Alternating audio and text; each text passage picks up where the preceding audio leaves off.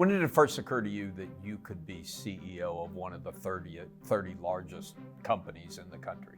I guess I never thought of, I'm going to be a CEO. If I'm honest, I always, even from a young age, thought I would be leading something. I didn't know what. Yes, I mean, I tell this funny story. It's a bit embarrassing, but at 6 years old, I had an attaché case as my book bag. So I think that says it all.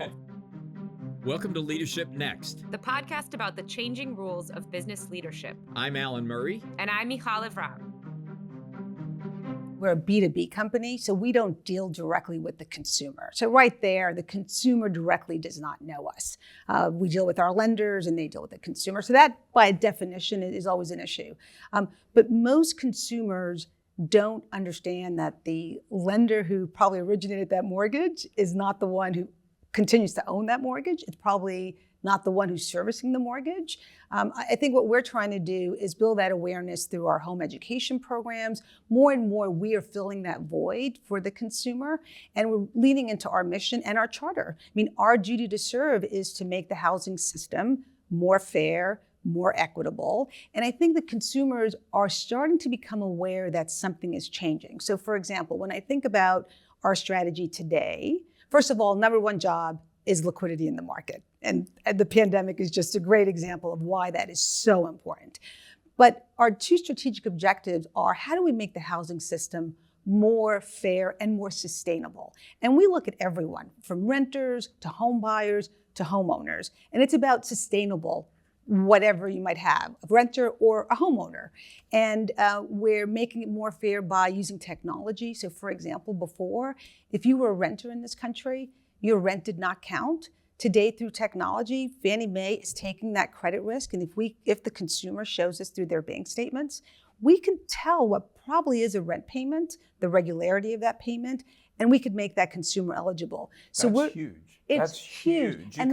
You can qualify people instead of a credit score, qualify them on a renter score. That did not exist 2 years ago. And it's something Fannie Mae led the charge. We started with renters. We went to our landlord partners and said, we're willing to pay for it, because we wanted to test the concept. And today, I'm happy to say, over 500,000 rentals units are reporting their rent payments. On the home ownership side, we have qualified like 5,000 now homeowners that did not have FICO scores.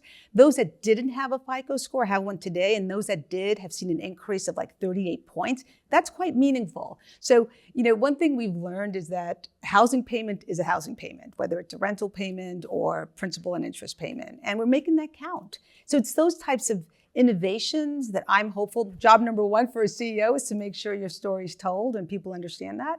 And I'm very committed to doing that. You are the only Latina CEO on the Fortune 500. So tell us more about your background and how it informs your leadership today at Fannie Mae. Yeah. Look, I'm the only, but I'm so optimistic it won't be for long, because again, the Latino cohort is real, and women also, but the Latino cohort is having a lot of gains educationally and otherwise. So as I mentioned, I grew up in Brooklyn. My family there, I'm Puerto Rican. My parents came to the mainland in the 1950s, like many the Puerto Rican diaspora, for a better life. And I grew up in a very optimistic household. And at my kitchen table, I heard, like probably many American families do today, talked about a good job. Education was like, that's what neither of my parents at the time had gone to college. So an education and saving for a home. And I still remember when I was 5 years old, they bought their first home. I still remember the first night I slept in my room. And I think that's informed a lot of what I do.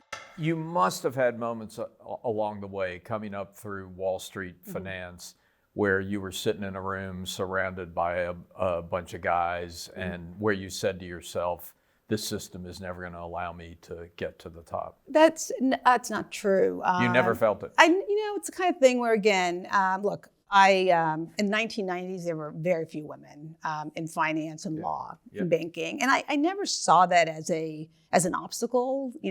If anything, I was in the room. I worked so darn hard. I wasn't really trying to figure out the man-woman thing. I just did my job and did it well, and did project finance for the first 10 years. And then I went to JP Morgan. I ran a state housing finance agency for 3 years. Then went to JP Morgan, had an incredible career there. You know, were there times when I was the only woman in the room? Absolutely. But I still did my work really well. And I think, if anything, one of the great things of my position now, at my age, you know, I could help change how people think. Yeah. The face of leadership is changing. Yeah. And I am just so excited to be part of that.